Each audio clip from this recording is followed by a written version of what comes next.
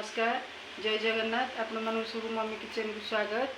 चलतु आज मुझे नुआ नुआ रेसिपी सब आप शेयर करी। आज जेहेतु सोमवार अच्छी से मुझे आज गोटे नुआ स्टाइल डालमा करी। डालमा नुहे कि तरकारी नुहे डालमा टाइप आपण मैंने देखिए। चलतु बहुत भल लगे देखिए आपको रेसिपी कला बेले एबे आसीगली आमर रोसे उपरकू देखो कदली आलू जन्नी बैगण गाजर पोटल बीन छुई एवं डाली मु बतुरे रखी कखारू भी काटिक सहित रखी। मसला है हल्दी गुंड लुण आउ फुटण जीरा सब जिनस करी मसला ड्राई फ्रूट तेजपत्र अदा ये रहा टमाटो है। आसतु प्रथम देखा डाली की आम कौन केमी बनाई करवा। प्रेसर गोटे प्रेसर नहीं जा प्रेसर डाली भिजेक रखी डाली पकईदेली पकईला कखारूटा पकईली। एबे सब परिवा डाली रे ऐड कर दबा। मु ऐड करछि देखंतु सब परिवा काटिक रखितली ताकि सब ऐड कर दोछि।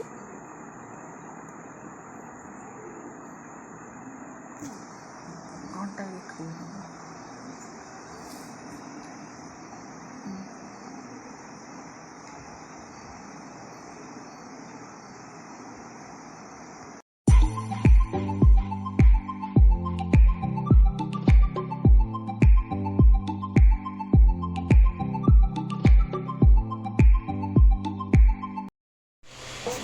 पानी दे सारी गोटे सीटी है पर्यटन आम गैस रे बसवा। लुण हलदी ऐड करदे परिवार पकई गोटे सीटी उपर बसईदे गैस रे।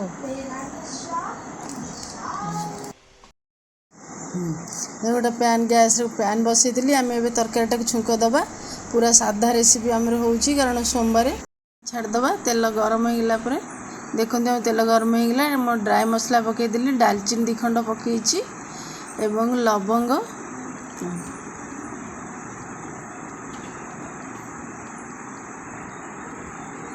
लवंग अलैच गोलमरीच सब मिसिकी पड़ी तेजपत्र सब पकईकी आम तक भाजीदबा।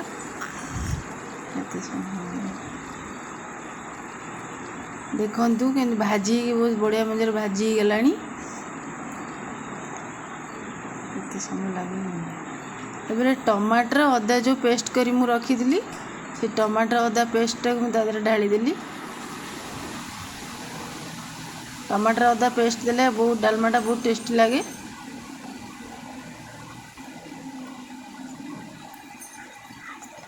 टमाटर अदाटा देखु केते सुंदर मजे फुटुची आसला मसलाटा रेडी आसला। तादरे आमर मसला गुंड दबा समय हो छाड़दबा।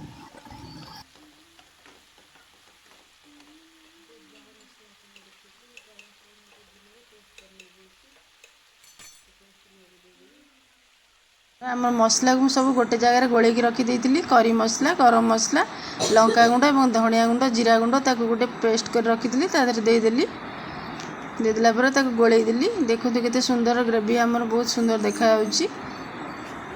साधा कारण आम साधा होची। मसलार केमी तेल छाड़ी आसला तो बहुत सुंदर कलर भी आसीगला आमर। तापर सेपटे देखिए मुझे डाली सीझी कौन केमी सीझी देखु सेपटे आसतु देखा परिवाटा केमी सीझी बहुत भल मजार सीझी जाइए परिवा। आमर से मसलाटा मुझे रेडी कर रखी देखो मसलाटा आमर ए रेडी हो जाए। डालमा ढालीदेली डालमा ढाली गोलैदेली देखो गोलैदेली डालमाटा आमर जो आज टे मीठा पकईले भल लगे।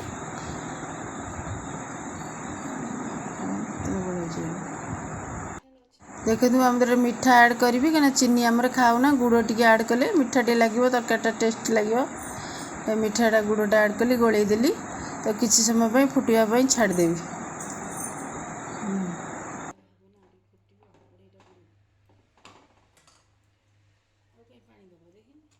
तापर आउ टे पानी देदेली कहीं डालमाटा काठुआ हो से आउ टे पानी देली फुटापी रही।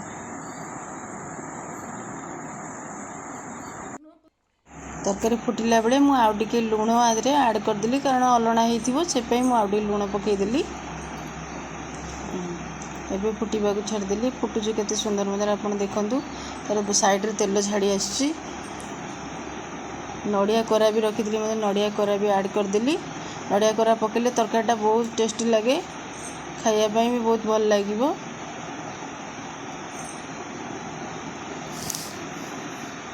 ओके गोले देली गोले पुणी फुटिया पे टिके छाड़देबा।